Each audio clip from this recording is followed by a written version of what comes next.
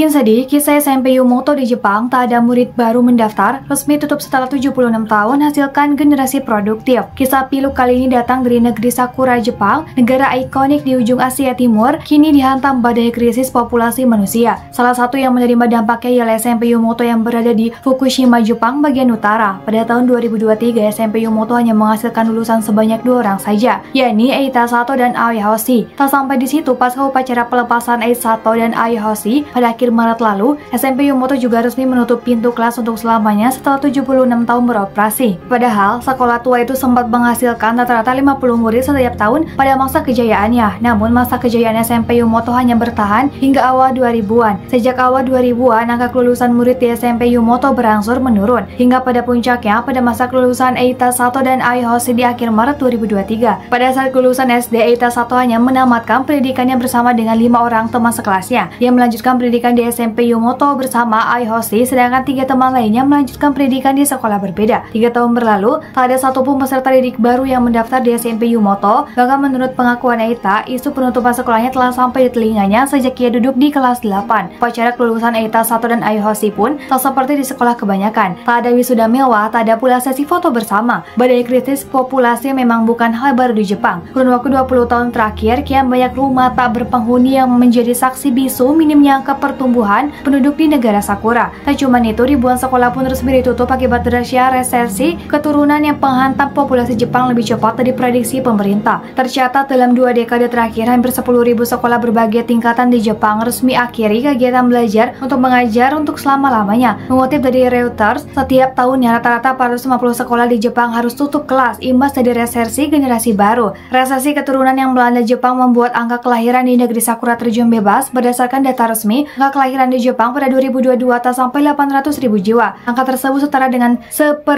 angka kelahiran di Indonesia pada 2022 yang menyentuh 4,8 juta jiwa. Pemerintah Jepang berpendapat minimnya keinginan warga Jepang untuk menikah yang menghasilkan generasi penerus menjadi pintu gerbang krisis populasi. Bagi warga Jepang, menikah dan memiliki anak akan mengganggu stabilitas kehidupan mereka. Menurutnya, peluang berkarir dan minimnya hasrat bercinta juga menjadi salah satu faktor yang paling berpengaruh. Kini, pemerintah Jepang tengah berupaya mengatasi badai krisis populasi. Pemerintah bahkan menyiapkan badan khusus yang siap membantu pasangan yang akan menikah dan ingin memiliki anak. Masalah krisis populasi ini tak hanya melanda Jepang, namun juga menjadi biang kerok yang mengancam sejumlah negara Asia seperti Tiongkok dan Korea. Menurutmu, apakah resesi keturunan yang melanda Jepang dan sejumlah negara Asia itu akan menimpa Indonesia?